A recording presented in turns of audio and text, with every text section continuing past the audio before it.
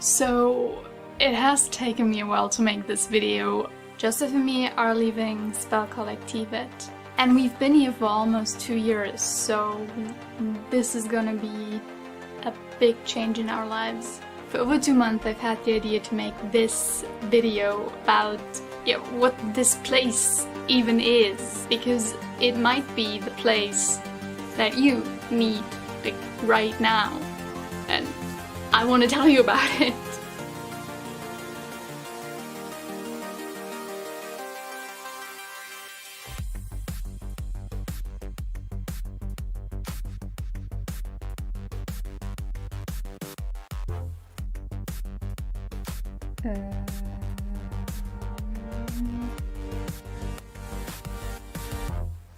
What the hell? In a nutshell, Spelkollektivet is a co-living and co-working place in Sweden, or better, the Swedish countryside. It is 2.5 hours away from Copenhagen airport and easily reachable by train. When we came here in October 2017, the house was in a different location. But since September 2018, it is located here in Väckelsång and it has space for up to 50 people. We are around 30 people right now. So why did Joseph and me almost spend 2 years at this place? First, the money. Hands down, if you live in any bigger European city, rent is probably what your money goes to most of the time. Rent at Spelkollektivet changes depending on like how long you stay and like when you come here, but usually I would say it is around 400 euros a month, and this is fairly competitive with like I would say most European cities. But now comes the best part. Everything that you need is included in the rent. What do I mean by that? By everything, I mean everything. You get breakfast in the morning, you get 2 warm meals a day, like somebody cooks food for you. You don't have to spend time cooking, you don't have to spend time shopping, you just have to show up and eat, and it's included in the 400 euro rent. You even get internet, electricity, water. They even buy the toilet paper and the shower gel for you. You can also still buy your own stuff here. You can buy breakfast stuff, you can buy things to cook and cook your own meal. There is a supermarket, but if you wanted to, you can just live here for 400 euros, not pay anything else. Number 2, and like I only have number 1, which is the money because it's so cheap, and number 2. So number 2 is the game devs. I'm gonna make this one really short, but there's just a lot of cool people in the house. Like, I've been here for 2 years. I've seen a lot of people come and go, but there's always been cool people, so I'm gonna meet other game devs and be surrounded by cool people. And come here. So now you are probably wondering, Simone, what does this magical place of wonder look like? And to that I say, let's do a house tour. I'm just kidding. I'm not gonna do the house tour now. I filmed this 2 months ago. Okay, so this is the outside of the house. And this is the room that you see when you first arrive. Right now it's a bit messy, because we just ordered new furniture. But then to the left. So this is the eating room, without food and without people. And recently it's been getting warmer, so and it's super warm and it's very nice. So hi, this is Simone from the future. Back when I filmed this, we didn't have this place, so now even more people can sit outside. Hooray! But it looks like shit now because it's raining, but believe me, it's super cool and nice when there's sun. So from the eating area to the dishwasher. No, I'm kidding. This is the kitchen, the homie's kitchen. This is our beautiful fridge. And this is mainly where we can just cook breakfast. If you want to cook. Because if you don't, then this is the professional kitchen where they cook the good food. But I'm not allowed in there. Yes. that was only slightly creepy. What else? Oh yeah, the warmest room in the house. Which looks like this at the moment, but it doesn't usually look like this. So this is the infamous pee waterfall, which you already know if you've seen any of the videos that I recorded in here. And this is where we have all of the board games. And yeah, this is also the room where we mostly hang out in the evening and just play and drink. Mostly drink, really. So all of the board games are from the house. I think some are from the homies, but mostly it's from the house. Oh yeah, there's also, now that I'm seeing this, there's D&D sessions every couple of weeks, but it depends on who's in the house at the moment. So right now there's a lot of people that like to play D&D, so there's a lot of D&D going on, but like we had phases where there was no D&D players, so yeah, no D&D. Makes sense! Let us continue. Hello! Alright, hallway number 1 with renovations. So this is the renovated area of the house. It has, I don't know how many rooms, but in all of these stores there's rooms for the homies. And this is the area that is getting renovated. So this will be like a just sitting, chilling, reading area. And yeah, this is the renovation where there's more homie rooms being made. I actually haven't seen these. Sponsored by IKEA. What? Let's finish the bed. Yeah. But I have it on video that it's not finished. So should I come later when it's finished? And then film again? Okay. Yeah, or you can finish it. Okay. No, I'm not gonna finish it. I have important YouTube work to do. I don't have important YouTube work to do. As you can maybe hear, this is the shower. This is where you get clean, I suppose. Zoom. If we go around this corner. Ta-da! This is the second hallway. Again, these are all homie rooms, but these aren't renovated. Front section here. There's like these 2 rooms are renovated, and in the rest there's people living. And I think in this nice and yellow back section there's only like 2 or 3 rooms here there where people are living. Oh yeah, back there is like more rooms. And now we go down to the basement. Just keep working. Just be normal. Just act natural. You're doing a very good job. You don't show any of the trash. Oh yeah. Where is the trash? I just blur it out. There. Oh, So this is the trash.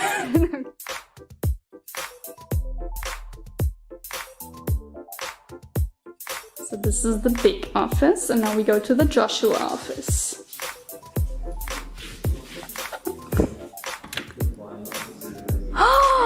It's not the Joshua office anymore. I used to work for a couple of weeks. So this is the It's empty. empty. The empty office. The empty room, yeah. Yep, we leave this room.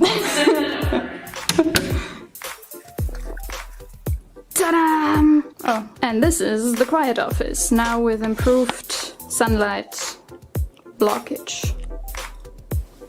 Bye.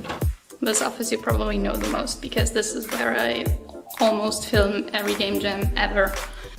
So another dark and scary corridor, and it leads into the Netflix room. So this is the room where we have all of the consoles, the big TV, all the sofas, basically for gaming and watching TV. Opposite from the Netflix room we have VR playing room and the VR, I guess, setup room.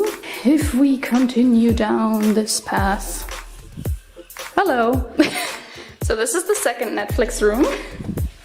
Now we enter the area that is not really renovated as much. And in here we have like an esports room that exactly has room for like 5 people, but none of us use it. And I think there's kids from the town that use it. And opposed to that we have... Hello? So this is the gym. We sometimes use it. This is actually used very often. Ping pong table and gym. Let's go.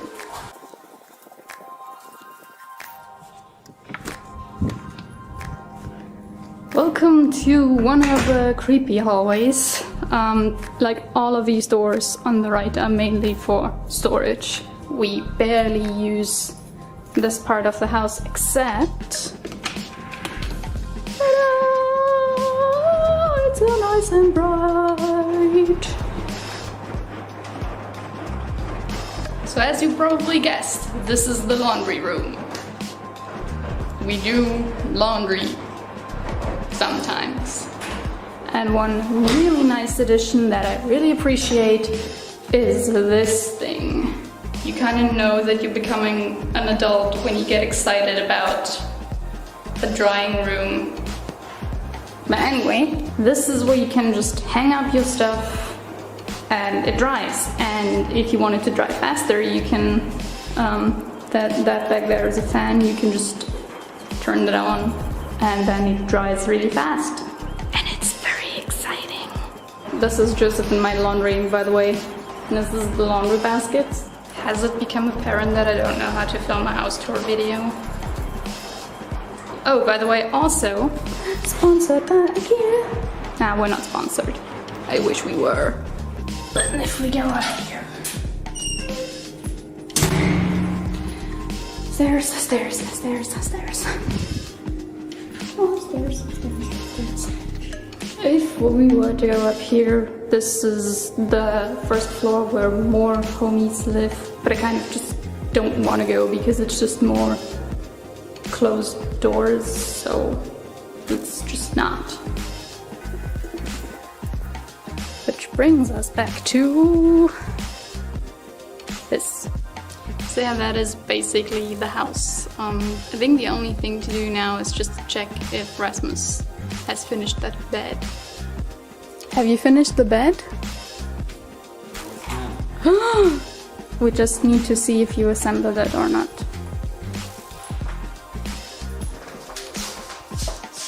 Ta-da! Bed.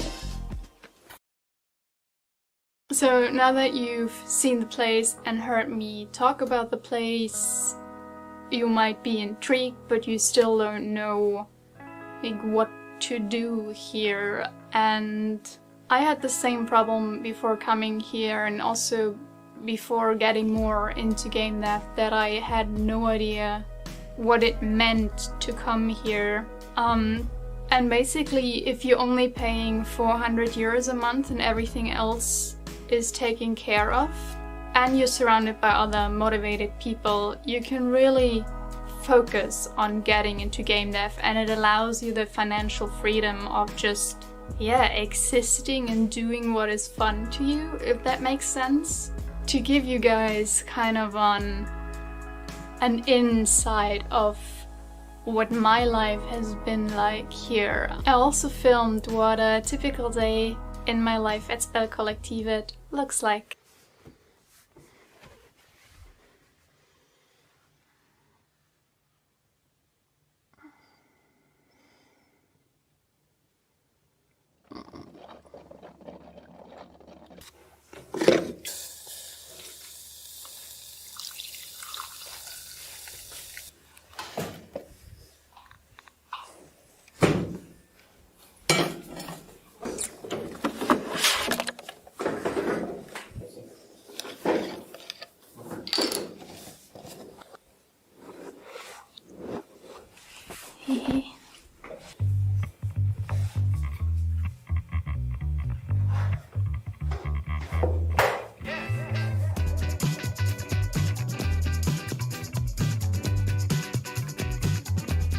Usually I get up in the morning around 7 or 8 and then head down to the office to spend some time alone.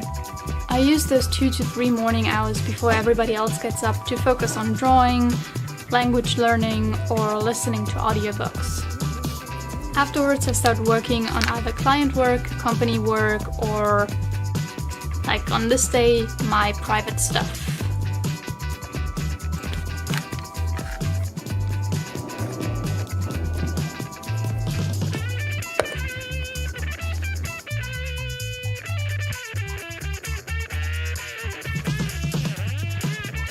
So yeah, that's mainly the mornings.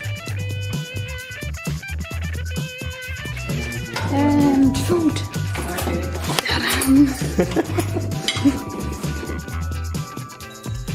Food is usually served between 12 and 12:30, and there's always a 2-week plan of what is being cooked.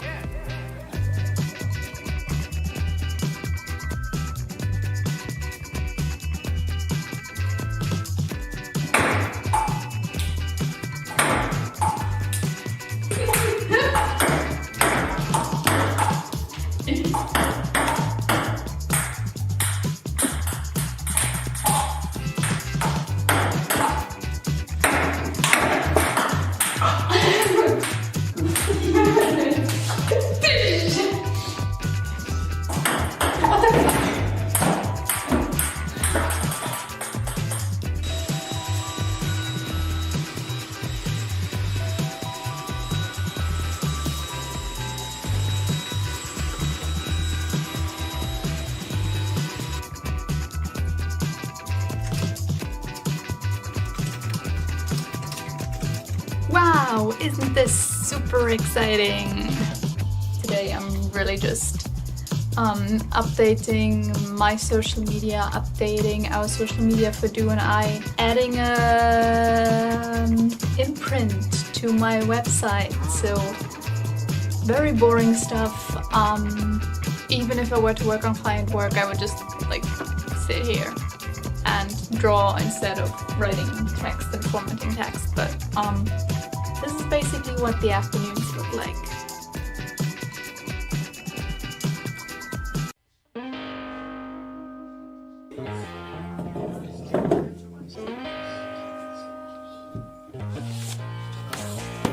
However, this afternoon, one of my housemates decided to have a spontaneous portrait drawing session with Joseph.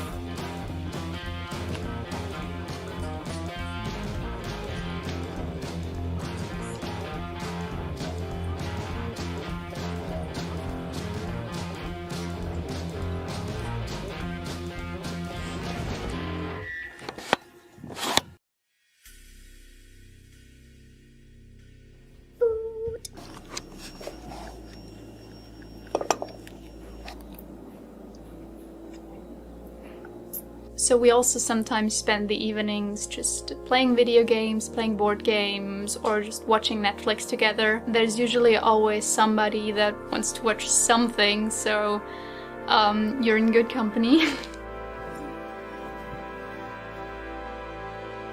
Good night. And that is pretty much my day. But then again, there's also days we don't work at all.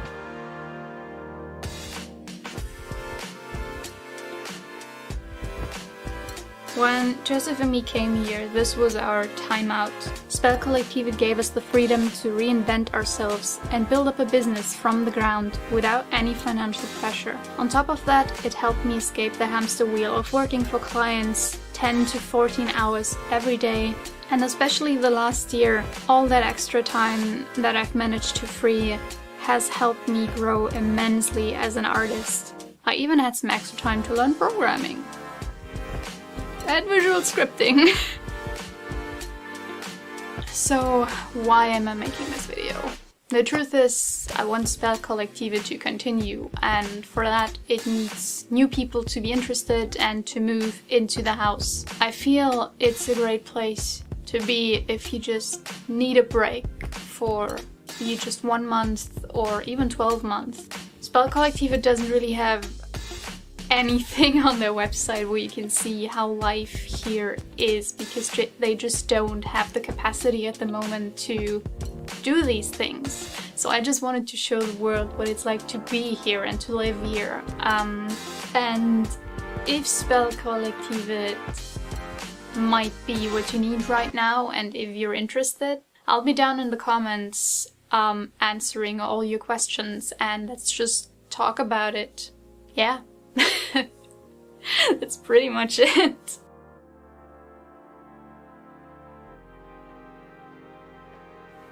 Mitzi, no. You know I can't let you in.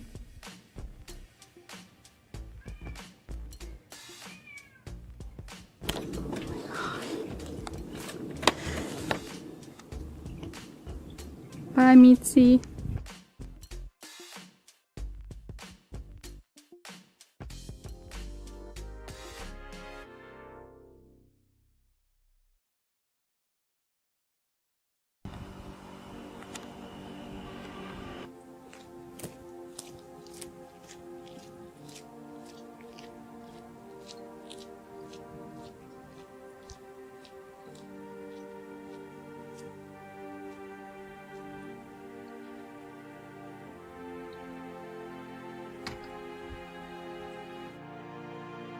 So, it has taken me a while to make this video. Joseph and me are leaving Spelkollektivet, and we've been here for almost 2 years, so this is gonna be a big change in our lives. For over 2 months I've had the idea to make this video about what this place even is, because it might be the place that you need like right now, and I want to tell you about it.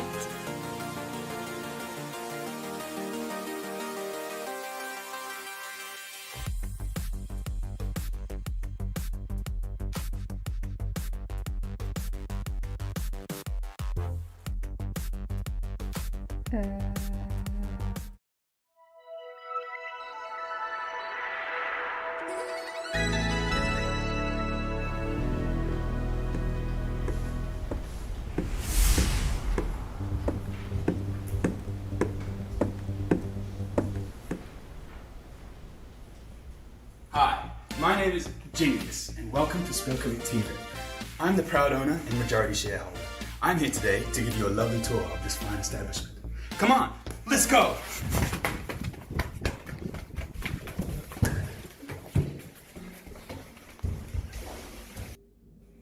This is the North Wing, one of 3 residential areas here. Let's take a look inside one of the rooms. You're supposed to unlock the door. Isn't not unlocked? I'm sorry. Saying sorry isn't gonna unlock the f***. Let's take a look inside one of the rooms. It's a bit bland at the moment, but there's plenty of space to make it your own. And would you look at all these rooms? Laundry.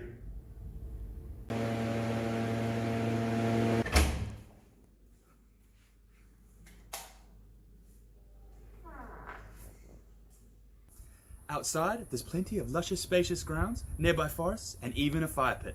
Let's take a look.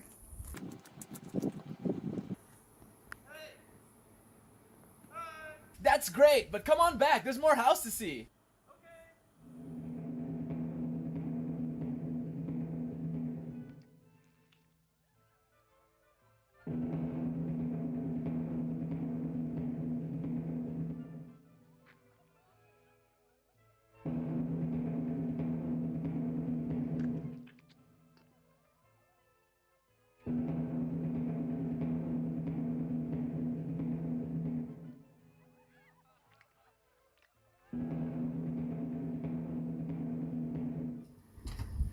Hey, are you coming?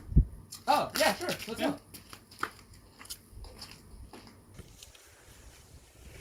Did I mention we're all athletes?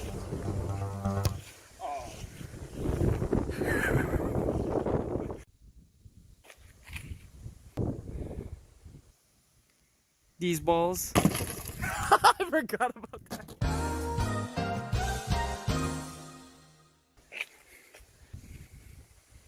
So come on down, stay a while. You're gonna love it here. My name is Binkleton, signing out.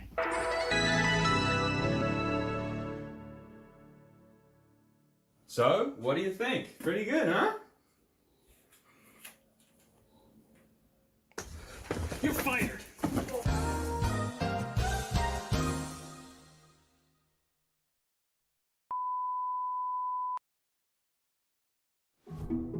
Welcome to Spelkollektivet, a co-working and co-living space for game developers around the world.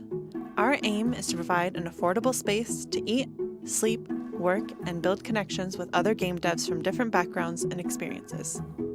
Most residents here work in one of the dedicated co-working spaces. We have the loud office for those looking for a more social working environment, and the quiet offices for a more distraction-free environment. All areas come equipped with high-speed internet, desks, and office chairs, with the added bonus of being around other passionate people while they work on their own projects. And if you prefer, there's plenty of space in your own private bedroom. To help foster a collaborative community, we host a weekly stream, the Spelkollektivet Game Developers Conference, an opportunity to showcase what you've been working on and gain valuable feedback on your projects from developers just like yourself. Even though you might work alone, we're still a big team that always has each other's backs. But let's all remember to take some time to relax, have fun, and enjoy yourself. Spelkollektivet encourages a healthy balance of work and play with a number of dedicated spaces for games, board games, movies, and outside activities to participate with your fellow game devs. Speaking of game devs, let's talk to some.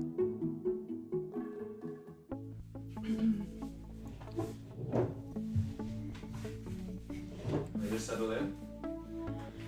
All right. Hi. Hello. Hello. Hello. Yeah, hi, I'm Matej Jan. Hello, I'm Marijke. I am Megan McCurdy. I'm Adam. I'm Anneke. I'm Michal. I'm Jovi. I am Belinda. I am Fio. I'm a composer from New Zealand. I'm from Germany and I am a solo game developer. I'm from the Philippines and I'm an artist that works in the game industry. I am an indie game developer. I'm helping her with her stuff.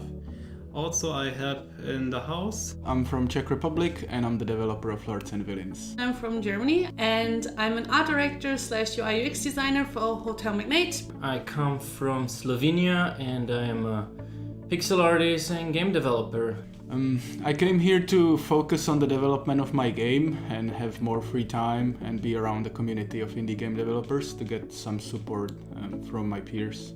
I was already working alone on my projects and I just wanted to be part of a community and be part of a group of people that have similar interests. I felt a little bit stagnant back at home. I wasn't getting anywhere or meeting a lot of people in the industry, so I just took the plunge. We both thought about, hey, let's make a trip just where we can do programming. At this time we didn't know that Spelkollektivet existed, and it was a really nice coincidence that we found this place and could just work on software. I wanted to experience what life was like living abroad. The idea of living together with other passionate game developers was really interesting to me. I miss how my life was working from an office when I had a normal game development job, but I still want to work on my game, and so being here is the best of both worlds. I can work on my game and be in an office with other game developers, and it's even better because we also live together and it's really nice to have like-minded people around you. I came here because a friend of mine, Anneke, she went here before and she told me about this place and was like, "You're sure this is real? Are they not selling you organs or something?" Like, no, it's real. It's really awesome. And then I decided, damn, I'm gonna come here. It's gonna be fucking awesome. And it is. One of the most surprising to me was how good the food is. And it has great variety, so we have normal and vegetarian options. And I actually became vegetarian while being here because I was thinking about it already before, but I'm too lazy to prepare it. And here somebody does it for you, and it's... The community is amazing. Here are so many people with totally different experiences, and you can learn from every single one of them something special. The people, I think. I wasn't expecting to make so many great friendships here, and along with working with those friends, it's been really cool. I like a lot of things, and it's very hard for me to pick one that would stand out the most. I think above everything it would be the people that I'm surrounded with, because I think they are very like-minded and very accepting and supportive. So I feel like home here, and that's what I like the most about this place. For more information, check out our website for the latest prices and details, or join us on Discord where you can ask more questions from us directly.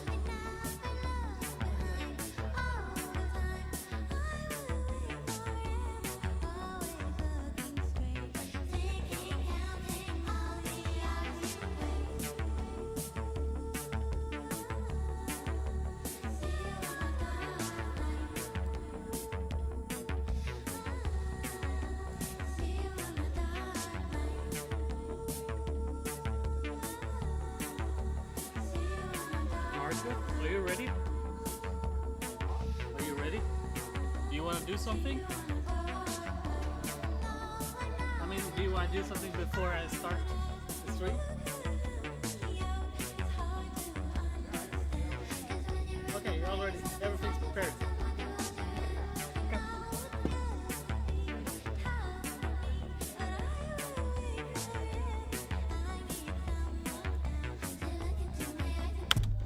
All right, hello, welcome to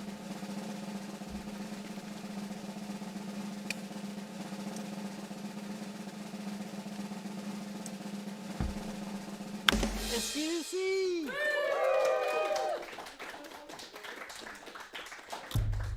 Which you're broadly smiling. James Christ, Savior of the Universe.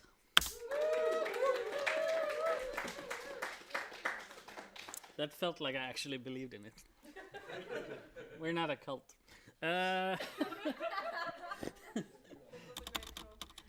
Show your junk. First up, Marco. Woo!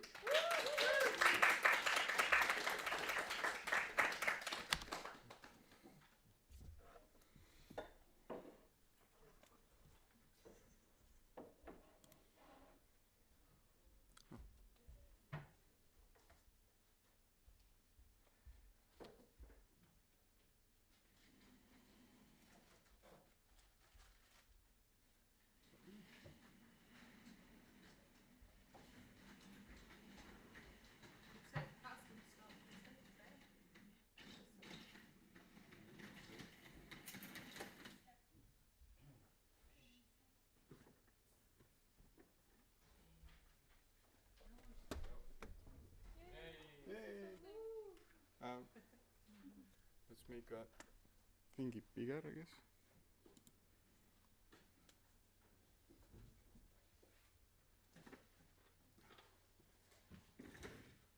Hello, okay. Yep, seems like everything is working. Would it be better if you stood over here? So people actually can see the TV and see what you're doing. That's a good point. Right.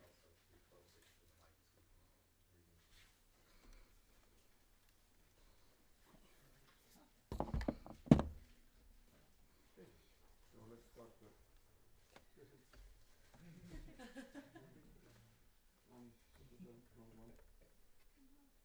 wrong one. So, I'm presenting in VR my game project. And my name is Marko. Hi, Marco. Hello. So mostly for past few weeks I mostly fix bugs and fix collisions. See, it's working, it's not bugging out, and that's how you hold the stick, I guess. And you can finally eat and spawn useless junk. Yeah, come on. It stacks. Wow. Axe. This is an axe. Hello. And this is a tree. So I think you're. And when I hit tree, it gets damage. Damage depends of how hard I hit it. Like this is like low damage. This is big. But this axe obviously kind of sucks, so let's get the textured one. Come on. Oh! And that's a log. Yeah. Let's chop it up. And it's spawns. Was that a broccoli? Yeah. That's a great broccoli. And because I was lazy and kind of in a rush, it really is kind of food item, so no. So every log drops randomly. Come on. Oh, that's a big boy.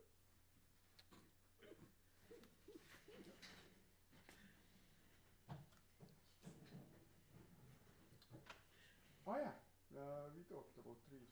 Oops. And that's a picture of rock I forgot to remove. And that's all.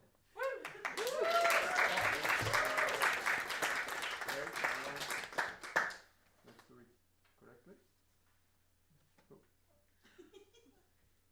let's get everyone here and send you to next presentation. Look. We missed some, but you know. Any questions?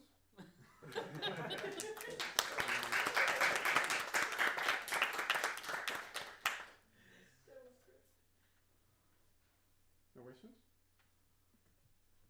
Awesome. Too many. Too good.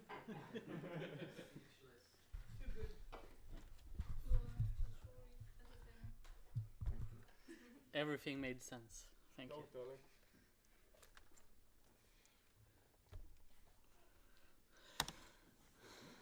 Oh, sure. Sorry. Totally forgot. Sorry. All right, next up, Andrew.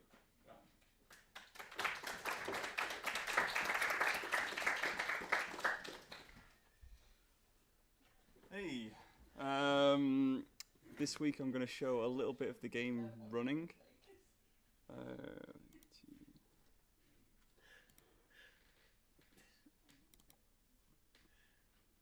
So I've spent the last couple of weeks, apart from doing a little bit of concept art, doing like back end for the game, mostly coding like the game states, the turn-based combat a little bit. Where are you in our stealing our jump? Stealing your game. So I'll just start off quickly by going into last time I spoke, which was I left off with an idea to create a combat system that was, as you can see here, the character standing on one side, the enemy standing on the other. So now it's looking like this.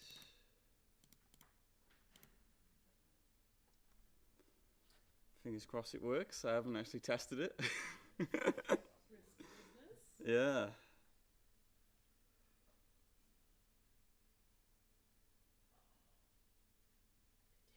Mm. Maybe save it to the local computer first, the files. Oh yeah. Running from a network drive. Have I broke it because I've done that? Well, It's a like a big file, so 30 megabyte game. Where is the NAS? Is it not like locally on this network? Or? It is. Wow.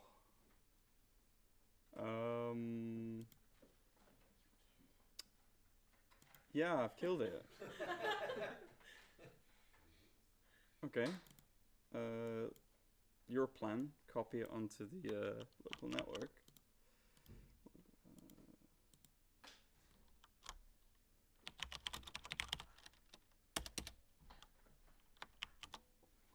Reminder, Mm-hmm. do this before we start presentations for everyone. Yeah. I didn't think it wouldn't just run off the NAS, to be honest. Can I see the more details?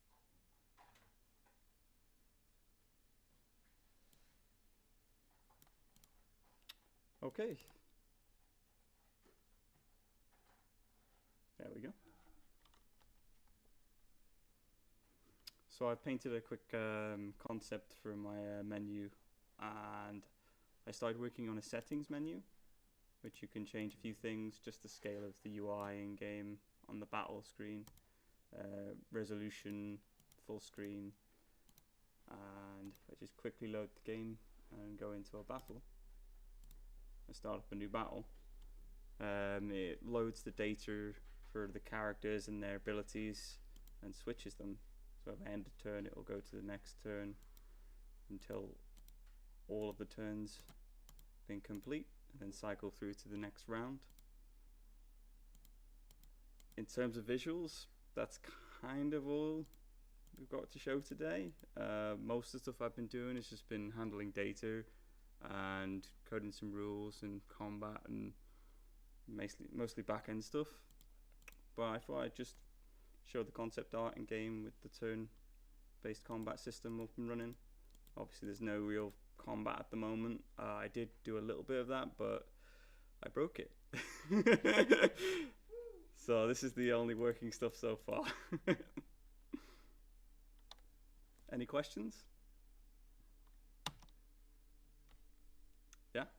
What are like the next steps you want to do for next week? I'm hoping to... I've done calculations for rolling for initiative. So at the moment they're running the turns in like a singular order, just on as you can see on the screen, but they are going to roll their initiative rolls like in Dungeons and Dragons, and I've got to finish my sorting algorithm for that. Once I've done that, I'm going to do combat attacks. So I've got a method in game for attack rolls. So I'm going to do damage rolls as well and have characters die. So the next step is kind of weapons, dying, and then moving on to abilities. But we'll see how far I get. Hopefully it'll be past the death stuff and I'll have made a couple of abilities and maybe a couple of animations and particle effects. Damn, that's good stuff. Cool. Anyone else? Cool. All good?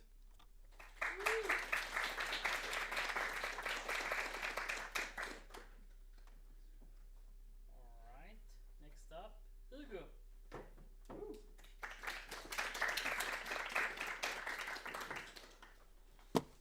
Alright.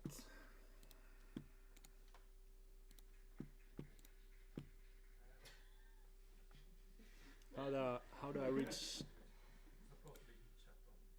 reach the NAS? Am I in the right folder, or is it this one?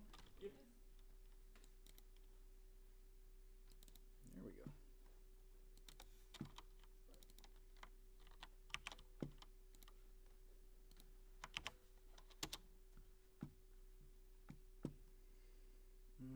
Right. Okay. So, considering this is my first time I'm up here, I'm just gonna give a short introduction of who I am and what I've done before, and what I'm currently working on right now. So, who am Hugo? Who is Hugo? Well, I am a goofy, passionate gamer, which hopefully one day will become a goofy, passionate game developer. So these assets here are some of the things I have created for previous projects and prototypes, and hopefully I will turn that into a full game someday. So what are my skills and what have I done before? Well, I am mainly an artist. I've worked on some concept art pieces such as this one, and I've also created some fan art for friends and such. I used to freelance as a designer as well, so I've created some logotypes for t-shirts and companies, and some badges for sports clubs, and some product cases for different kind of products. I've also created some coffee mugs, and I have created a card game as well. So my previous gaming projects involve mainly and mostly school projects, which I made in small teams, where we had like a week to create a fully playable game, from prototype to a functional game. So this is one of those projects where I was project lead. And the game I'm currently working on is codenamed Mega Blast. It's a 2D shooter / 2D fighting game, pretty much in the same vein as Super Smash Bros. But the main difference is that this is gonna mainly focus on ranged combat. And to finish this off, I have just a quick little GIF file of how the game is currently looking. So we have two playable players. We can jump, we can run around, and we can of course shoot each other to collect points. And that is it, everyone. Any questions?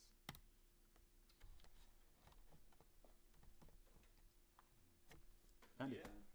What kind of like environment layouts and items are you thinking of doing to mix it up? Yeah, so we're gonna have well, the concept or the idea is that it's gonna be you're gonna have two main weapons, and you're gonna have a pistol like the one we are showing off right here, and when you're shooting, you can only shoot like in a cross. So you can only shoot straight ahead or straight up or straight down, and you will have a mechanic for free aim. So if, for example, the other player is jumping around, and you don't want to jump to the same level as him and just shoot him straight ahead, you can pull out a sniper rifle and then you can free aim. And the free aim is gonna pretty much, if you hit the player, he's gonna be thrown away pretty far. But if you miss him, then you're gonna be punished by a really long reload time. So there's always this mix of when am I gonna use my pistol for some quick bursts, and when am I gonna pull out the ranged guns. Yes? Are you working on this project alone, or are you having a team? I'm currently working completely alone, yeah. So I'm doing everything on my own. Thank you.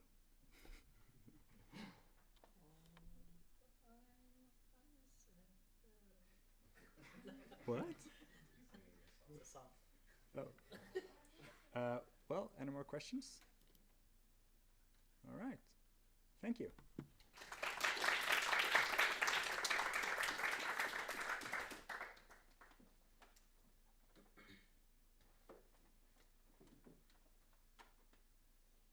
Marike.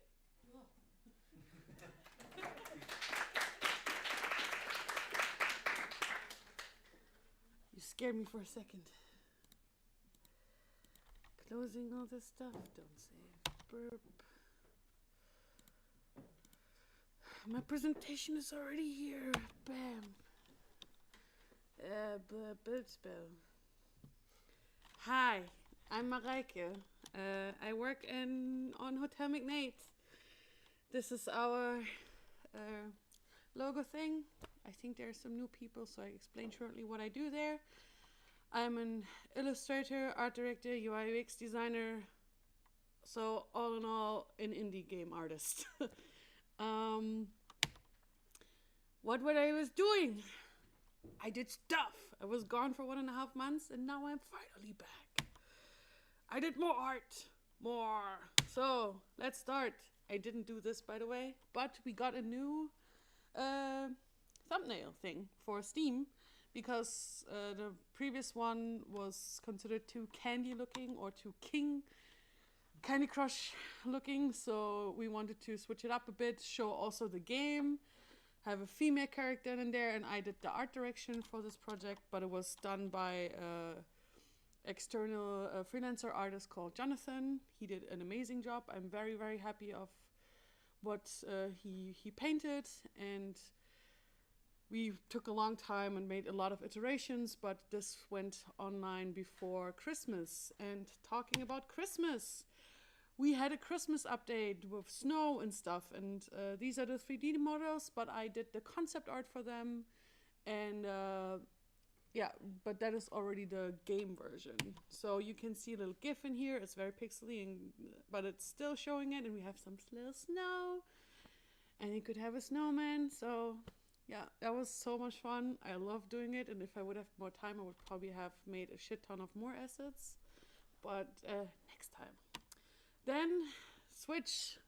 I don't know why, but we decided in the winter time to do the desert plot. So there's gonna be a very, very big update soon at the end of January and beginning of February. It will contain multi-level building. That means you can finally not just build on one layer, but build a skyscraper. Not sure if you can build endlessly, but I think we will put a limit on there.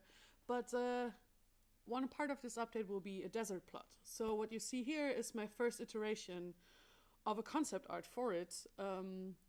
But we had discussions, and we're like, this is too empty. Like, deserts are classically always considered like vast and boring and empty, and we wanted to bring more life in it. So I did a second iteration, but I had to do it very quickly, and I was like, oh man, no, not happy with it. So too many random items, and so I started some more. So what I changed my way of doing concept art and didn't try to like crush everything into one picture, but instead of doing like sketches from different areas, so I switched to like, sadly I didn't have time yet to color it, but I basically designed hero pieces, sketches. This will be the Devil Mountain or Twin Peaks, however you want to call it. But this time it's inspired by the New Mexico flora and fauna, as well as of their building style. We will also have a little village, which will be very colorful, full of flowers, and you will be able to build your hotel in this area, so it doesn't feel very dead. The next thing I did is, flora and fauna. I did some concept art for that, and I also did some rocks. Rock studies. Most fun is when you do environment art. And the tumbleweed. It's not tumbling, but it's supposed to be. And I know a lot of people know I actually do an illustration job as well, and in them I'm doing guns. And I actually finished the set, so it's gonna be the last guns you're gonna see from me. Oh, well, we will see. But these are grenades. These are illustrations I did for them. That's another grenade. That's another one. Looks a little like a pineapple. I don't know. More gun. Even bigger gun, maybe? No, this is the even bigger gun. And more gun. And that's it. Questions? There you go. Can you name every single one of those weapons? No. I can't. I have their names in my file, so these are real weapons. But no. Yeah.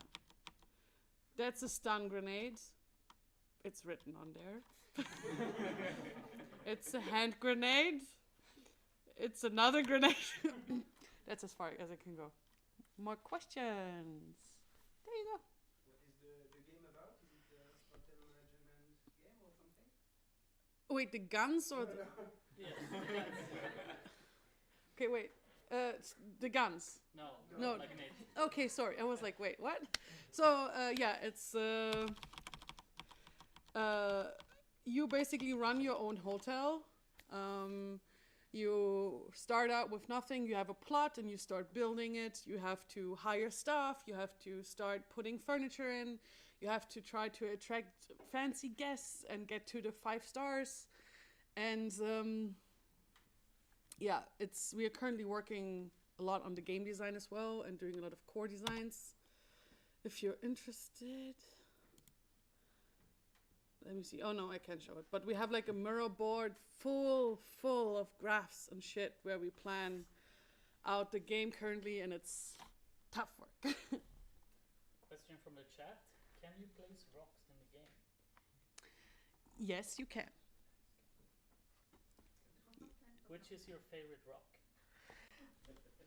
I have actually one. And you can ponder why.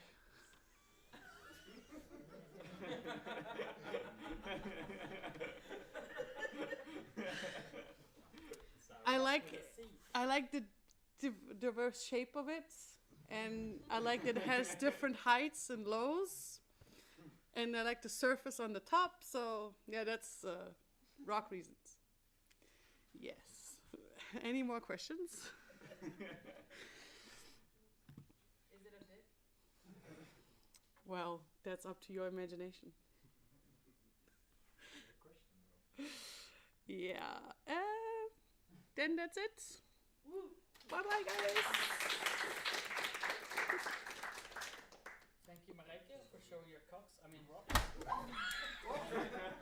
my god! Oh my god! I broke it! Well, that's as you see for this week. Right, I need lights. As you can see, I'm also a clumsy person, but there's also a very dangerous cable in here. Let me put that back in. Oops, putting the cable under the...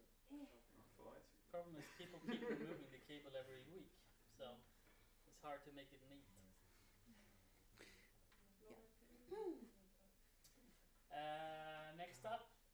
Hey.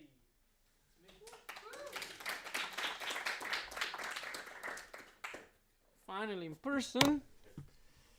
I don't have anything to show. You just wanted to show yourself? Yeah, pretty much. Well, We're going on YouTube.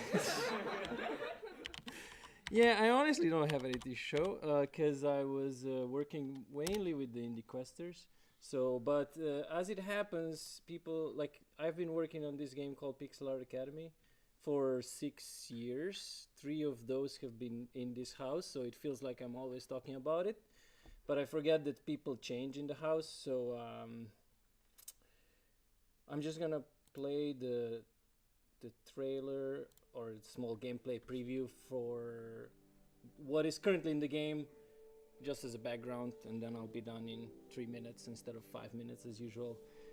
So anyway, the game is called Pixel Art Academy. It's a adventure game where you become an art student. You want to learn how to draw. And I guess what's different than other games, like in The Sims, for example, you can also be an artist in The Sims. But whenever all you do is you click on painting and your character just improves your skills automatically.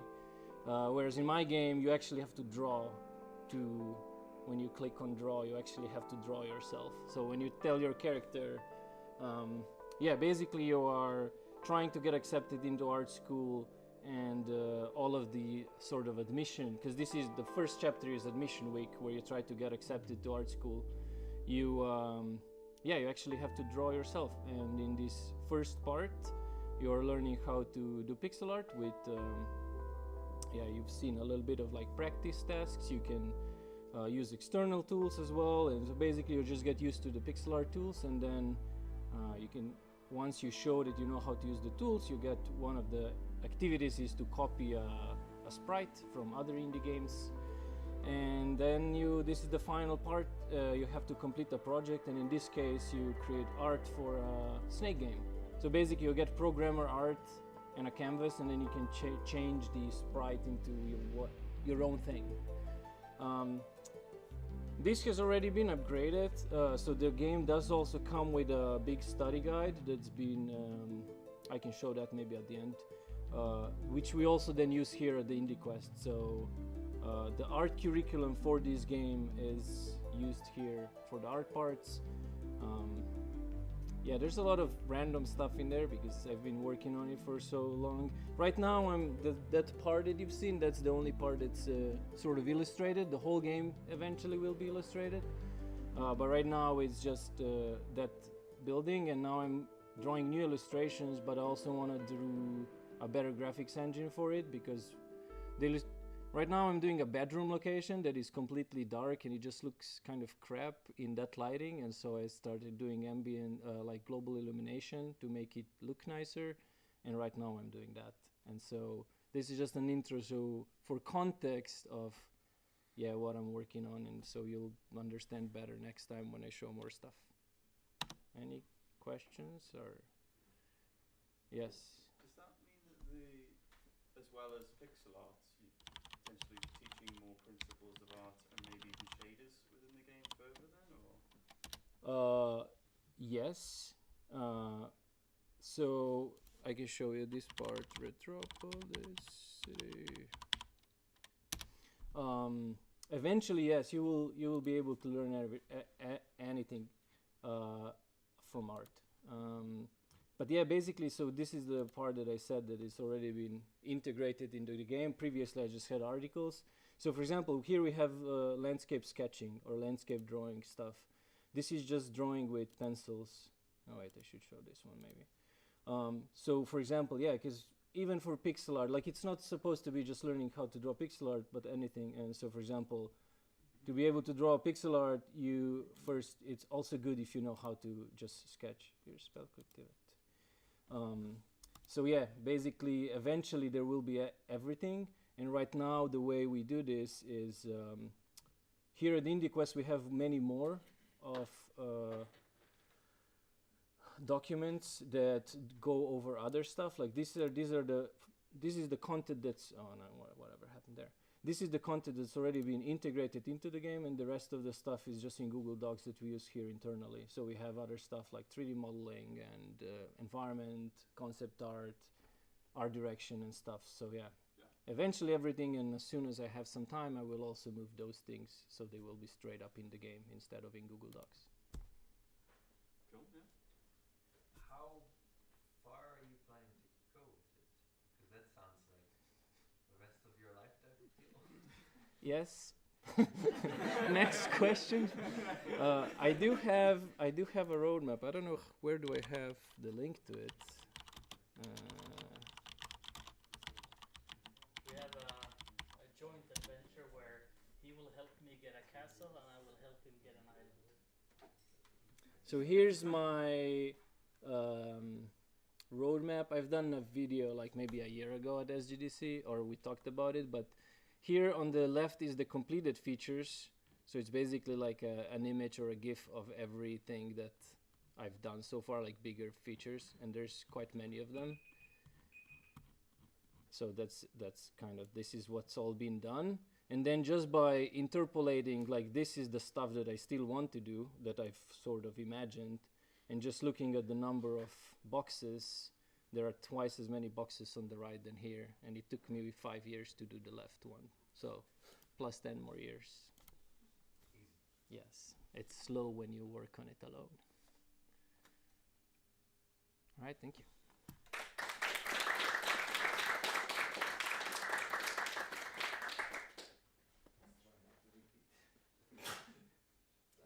Next up, Isa.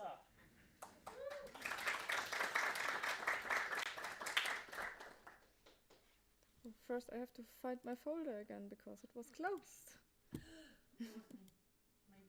No, it was not you. Doesn't matter. There it is. So before Christmas, I showed you. I'm starting another point. I'm working with Marie on a game called Magical Harvest. We started working on it in November last year. So before Christmas, I created an inventory system, which I was very happy about. And at the beginning of last week, we noticed, oh, we can't use it because it's just for using with the mouse, and we want to implement controller support. So from last week on, I started implementing controller support, and we rework all the whole inventory system. So yeah, it was a lot of work. And also 2 weeks ago, I showed you a grid system. And this grid system I also implemented in the game that I want to show you here now. So first, a new inventory. This will be our, let's say, guidebook for the player. The player can tap between each of the sections that will have different content. Currently, we have just placeholder stuff and our inventory. So I can use the inventory now completely with the keyboard. Depending on which keys I'm pressing, I can split the stacks into half or one or just everything. And I can everything I'm doing now with the keyboard, I can also do with the controller. So this works currently, which is pretty nice. And yeah. Also in our tabs we have for later our NPCs in the game that you can be friends with them, and this you can see here. Currently, as I said, it's just placeholder stuff, but all the informations for the NPCs will be here. We have now. What? We have a concept for our map. So since it's a farming game, the player will have their own farm here in the middle. In the east, there will be a city. We have also a concept for our city now. The city will be divided in 3 sections. We have 3 factions in the game. One is the magic faction, then one is a light faction, and one darkness faction. And they are all, they are all, let's not say fighting, but they all want the magic in this world. And the player is responsible for bringing the magic into this world back, because the world lost the magic in a tragic accident before. So we are currently also designing the story a bit, and based on the story, the map, and so on. But let's get out of this house. And we changed a few assets. I spent some money for a few new placeholder assets because I like to work with, yeah, better looking assets than just dummy placeholder stuff. Yeah, and we can interact with the new crit system that I implemented. So I'm currently creating farm ground. I can plant seeds. I can also fill up my water can and water them. And after a few days that I'm cheating now, we can harvest them with one key. Oh, this. So yeah, I'm harvesting tomatoes and they are showing up here in the inventory now. So also this system should work. And it crashed. Yeah, but basically this works so far. Also we changed the inventory like this, that before we had a toolbar which was an own inventory, and now the toolbar is basically the inventory. I can switch between the inventory rows here, as you can see. So yeah, we did a lot of rework of the whole inventory design and the whole game concept itself as well. Yeah, there I want to go. So we have also now a roadmap. So this spring we want to create more concepts because we are still on working on concept arts and also the story. I'm currently, yeah, I'm trying to program the first game loop so that we have at least a base on it for it. In summer, we want to do more programming, like implementing animal caring and a magic system, because the game will also have a magic system, because it's a magical harvest game. So also I want to start with the NPCs and preparing our Kickstarter event that will hopefully happen in autumn. And hopefully we will get money from it, so that we can hire an artist or 2 artists for helping us with 3D and 2D, because we are both no artists, so no professional artists. And we hope that we can have an early access in summer or autumn next year, but we know reality is a dick sometimes, so I guess it will be later. But yeah, it's hard for me to estimate how long we will need for the game, so yeah. And oops. And we are also at the Indie Games House Discord now, so from Spelkollektivet, the games Discord basically. And yeah, we have a few people that are interested currently in the game, and I have to say it's very motivating to write with these people. And yeah, I am very happy that we are on this Discord now, and yeah. And also we improved our logo a bit, because it, yeah, wasn't good before, and now we are currently happy with it until we are reworking it again, I think. So, any questions? Thank you. Yeah? Yeah, you mentioned how the world was broken apart in some accidental magic. Does that mean there will be like story and lore as well? Yeah, we will have a story, or we want to implement a deeper story in the game, because all the farming games that we know, so from, I don't know if you're familiar with farming games, yeah. So like Story of Seasons and the kind of that, they have just, I think, a very flat story. They have a story, but most of the time also a very short story. Yeah. And we want to implement a deeper lore, and also with more side stories, and based on this loss of magic in this world, but also with other directions. But yeah, we want to implement more story. Yeah, sounds cool. Yep. Yeah. Very silly question, but you can now control the menu with your keyboard and also control it, but can you still also do it with mouse? Yep, sure. I got just used to it doing a bit with the keyboard because it's fast. But yeah, you can everything you can do with the mouse and also with the keyboard, and based on the keyboard also with controller, so this works. Okay, and thank you.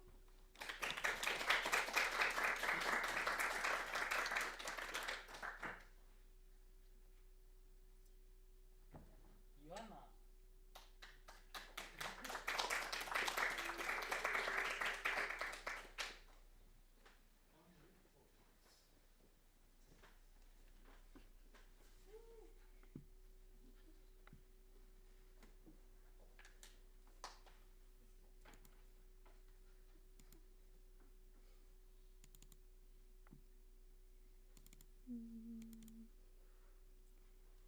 Yeah, I don't think you can see me in the camera, but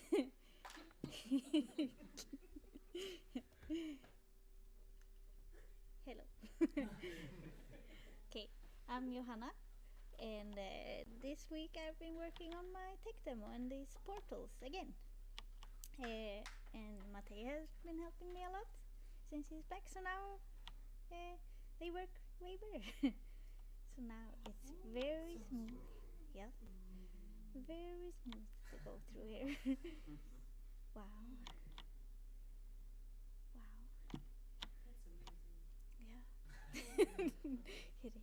It's all thanks to Matej. That's great. Oh. But so it's still not working that the camera would follow through. We were working on that today and it turned out to be very difficult. So now the player is on the other side of the portal but the camera is still here. But yeah, it can. There we go. So yeah, I don't know what more to say about that. We can do a lot of tricks with disappearing and appearing. That's cool. Yeah, and so that's been a lot of fun. It's been a lot of vectors and math and everything. Now, and I've also been drawing. I've been continuing with the concept art that I've been working on for. Yeah, like Matej showed you his study guide, so I'm working on the concept art missions that he has for the Indie Quest. So this is the one I showed last time, and so I've been working on. It's pretty bad pictures, but I've been working on making a top view of that area. So where the portal is over here. So that's a portal, and this is a big forest. This is this place, and then I'm working on a view over the starting area. I imagine it's not gonna be a game, but it's just something to apply the missions to, I guess. So this would be a starting house with a starting area and a lake and a road and a bridge, and this is a huge portal which is surrounded by a city on both sides of the portals. So I imagine the portals being way bigger than they are in the project, and yeah, there would be mountains and a bunch of terrain, and this is some kind of transportation system. And then I also worked on this even worse picture. I tried to make them better. Yeah, it's more visible on that screen than on this screen at least. So but yeah, there's the huge portal with the city around it. So imagine that there would be a bunch of houses here, and then on the other side, would be the sky, and this would be a smaller mountain, and here is big mountains for this one. So yeah, it would be like a city on both sides of a portal. That it's the same city, but they are very far apart. So yeah, I've been working a lot of thinking about the concept for the whole area and drawing that and doing math for the portals. So that's been fun. It's been a lot of fun with Matej's help. Yeah, any questions? Marco? Your plan is to make portals bigger, right? Yes. But doesn't it solve the issue? Well, because if your portal is so big, you can do like the portal edge collider so big that your camera has to be forced through the portal. Yeah, the problem is that even if the portal will be big, it's still, I still have to figure out the camera going through stuff. And yeah. On the side of it. This is how the inside of the rock looks, and I would have to solve that kind of problem still. So what I've been working on is something that makes when the camera goes through a portal, instead of just like going super close to the edge, it would like dodge inside of the frame of the portal. So some kind of collider? Yeah. No, we were not working with a collider. We were doing a lot of calculations that I am not sure what they did.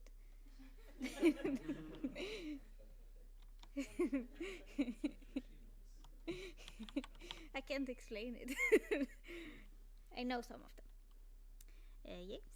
Question from the chat. Is there a limit on how big or small you can make the portal? Well, I guess you can't make it smaller than the character going through it. Well, I guess you can make it smaller.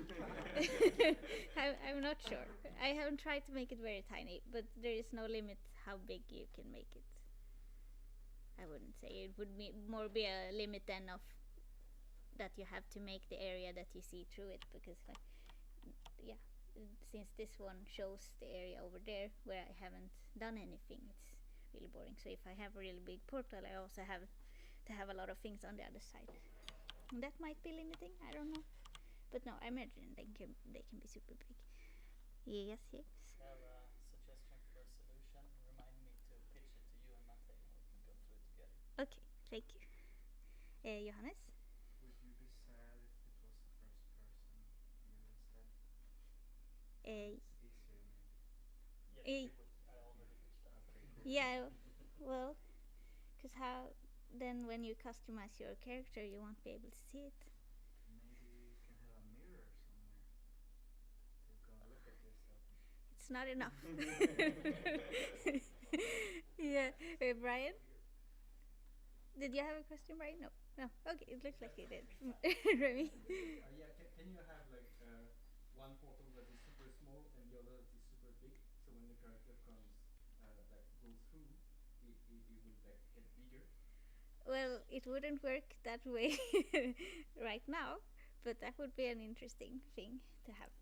But then I would have to add a bunch of stuff to the system with the portals that they also... Because I imagine the portals would be different sizes, and that wouldn't affect the size of the player. So then I would have to add information that the portal holds, like how big should the player be when they come out of this portal. So it feels like it would be a bunch of extra work right now. But it's a good idea. I like Mate. Did you try having multiple portals in a row? Like, does that work in this system? It doesn't work. No, it doesn't. It doesn't correctly render what is seen through the next portal. I don't. Yeah, I think I might be able to see. Yeah. So you can see the other portal through there, and it doesn't render it correctly. Yeah. So that's not allowed. There we go. Yeah. Thank you.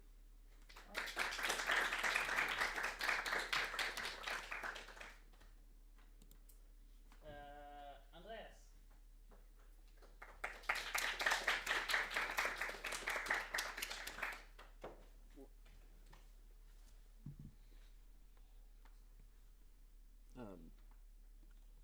How do I see myself? I just assume I need to do something here. Right.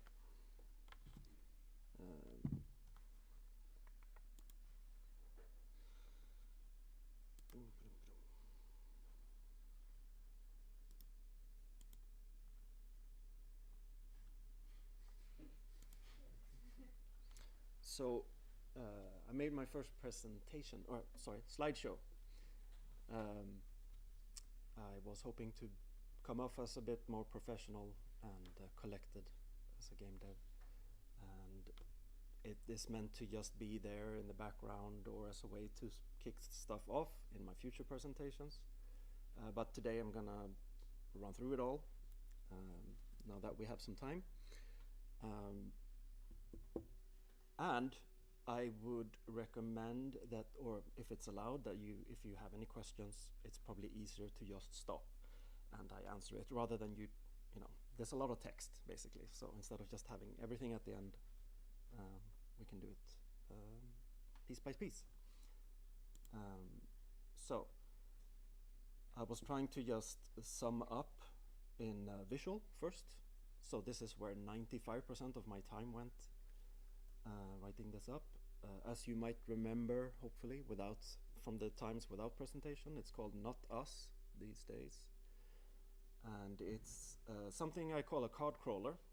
I've been checking with my marketing department, and apparently it is a legit term, even though it's incredibly sparsely used, but I'm gonna change that with my big breakthrough. But otherwise, it's supposed to be, of course, a card game that works as a dungeon crawler, and dungeon crawler is a bit more well known.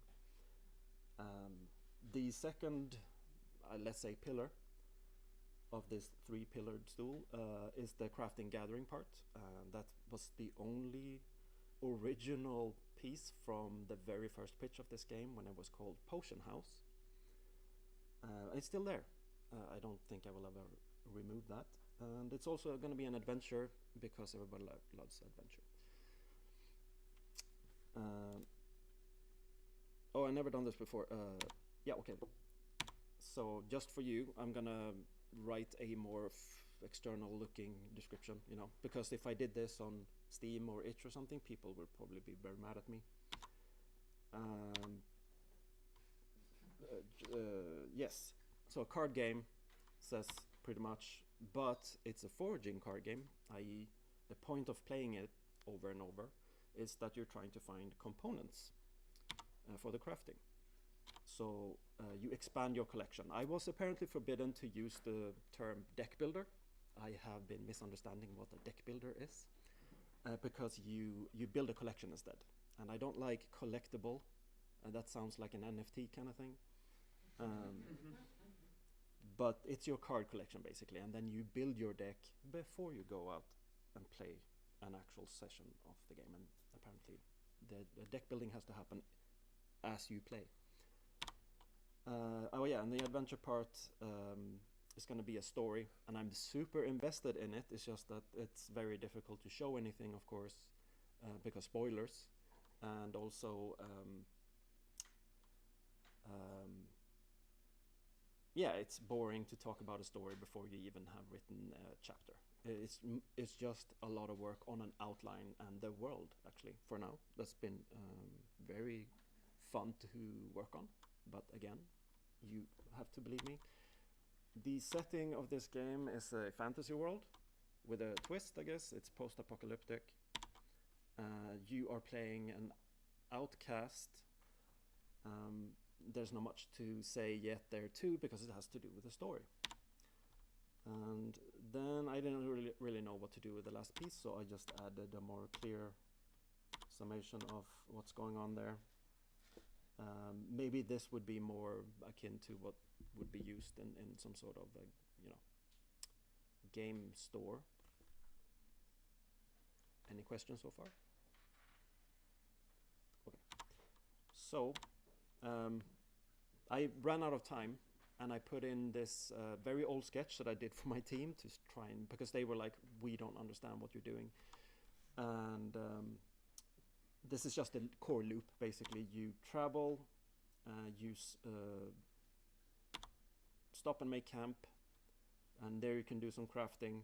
You can leave, of course, but you're from this camp, you mainly go foraging, where you get your components. That's the gathering part, and then you go back and craft, and you build your collection.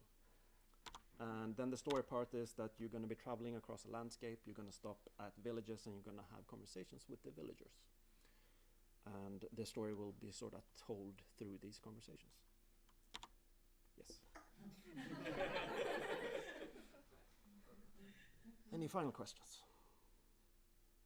Thank you. Oh, okay. Sorry. You, same time, yeah. You said you work with a team? Yes, I would call it some sort of philanthropy, because they're professionals who give their time freely. I don't know why. They just said they like me and they like my idea.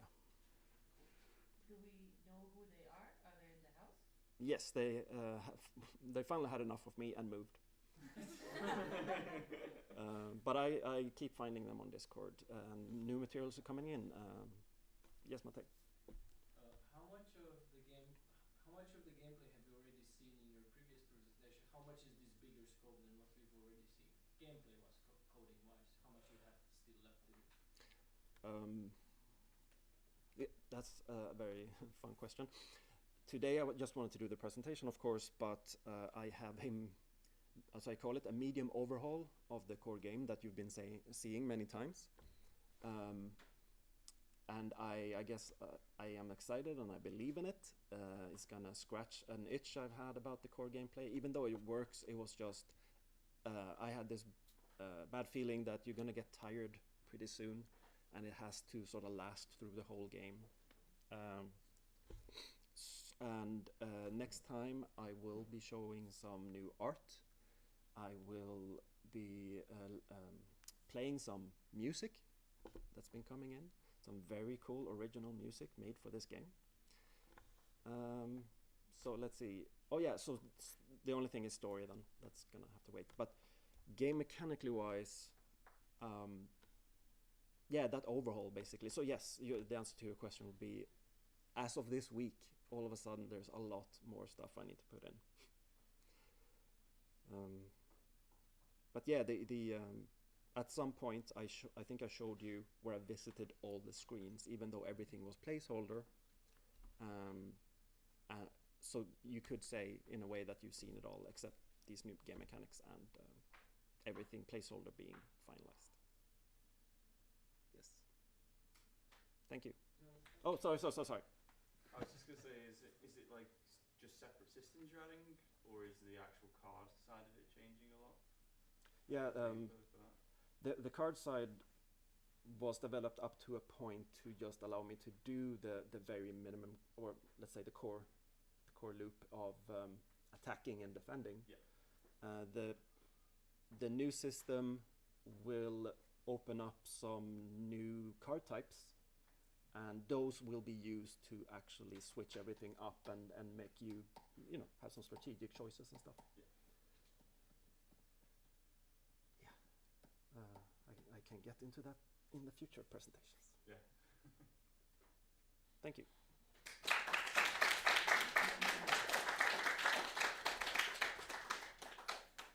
All right. That was it for the online presentations for this week. Thank you for joining us online. And if you are joining us from